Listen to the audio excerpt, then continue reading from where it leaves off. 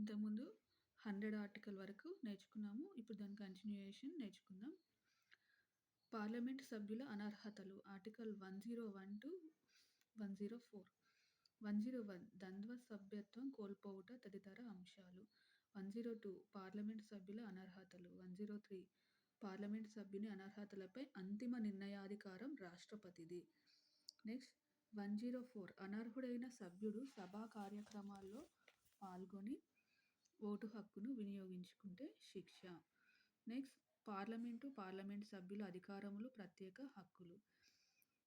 Article 105 parliament సభ్యులు parliamentary కమిటీల హక్కులు అధికారాలు. ఆర్టికల్ 106 పార్లమెంటరీ సభ్యుల జీతభత్యాలు. నెక్స్ట్ పార్లమెంటు శాసనాలను ఆమోదించుట. 107 బిల్లులను ప్రవేశపెట్టుట, ఆమోదించుట.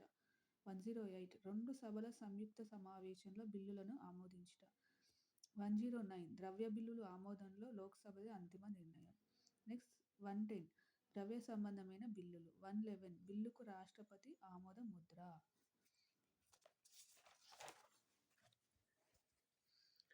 పార్లమెంటు ఆర్థిక వ్యవహారములు 112-122.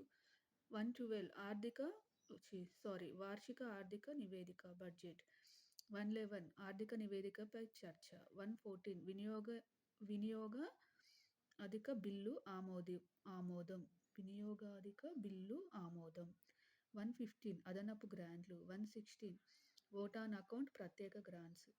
117 ద్రవ్య బిల్లులకు సంబంధించి కొన్ని ప్రత్యేక నిబంధనలు. 118 సభా కార్యక్రమాల నిర్వహణ విధానం. 119 ఆర్థిక వ్యవహారాలకు సంబంధించిన ప్రక్రియలు. 112 పార్లమెంట్లో ఉపయోగించే భాష.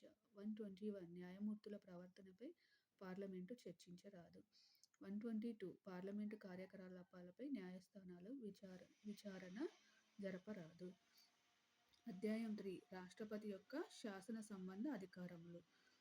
ఆర్టికల్ 123 రాష్ట్రపతికి ఆర్డినెన్స్లను జారీ చేయు విధానం.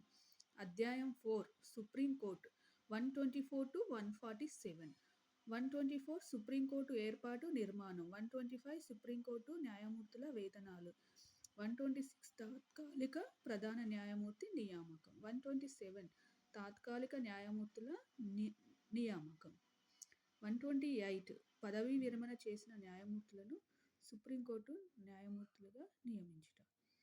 నెక్స్ట్ 129 సుప్రీంకోర్టు ఒక కోర్ట్ ఆఫ్ రికార్డ్. 130 సుప్రీంకోర్టుకు ఉండవలసిన ప్రదేశం. నెక్స్ట్ 131 సుప్రీంకోర్టు యొక్క ప్రాథమిక విచారణ అధికారములు. 132 ప్రత్యేక కేసుల విషయంలో హైకోర్టు ఉత్తర్వులపై సుప్రీంకోర్టుకు అప్పీళ్లు. 133 సివిల్ వ్యవహారాల్లో సుప్రీంకోర్టు యొక్క అప్పీల్ అధికారములు. 134 క్రిమినల్ కేసుల్లో సుప్రీంకోర్టు యొక్క అప్పీలేట్ అధికారాలు. 134A సుప్రీంకోర్టుకి అప్పీల్ చేసుకోవడానికి అనుమతి పత్రం. 135 ఫెడరల్ కోర్టు అధికారాలు సుప్రీంకోర్టుకు సంక్రమించుట. 136 అప్పీళ్లకు సుప్రీంకోర్టు ప్రత్యేక అనుమతి. 137 సుప్రీంకోర్టు తీర్పులను లేదా ఆదేశాలను పునఃసమీక్షిస్తుంది. 138 సుప్రీంకోర్టుకు అదనపు అధికారాలను సంక్రమింపచేయుట. 139 ప్రత్యేక అంశములపై రిట్లను జారీ చేయు అధికారములు. 139A కేసులను బదిలీ చేయు అధికారం. 140 సుప్రీంకోర్టు ఇతర అధికారాలు. 141 సుప్రీంకోర్టు తీర్పులను దిగువ కోర్టులు తప్పనిసరిగా ప్రకటించాలి. 142 సుప్రీంకోర్టు ఉత్తర్వులను అమలు చేయుట.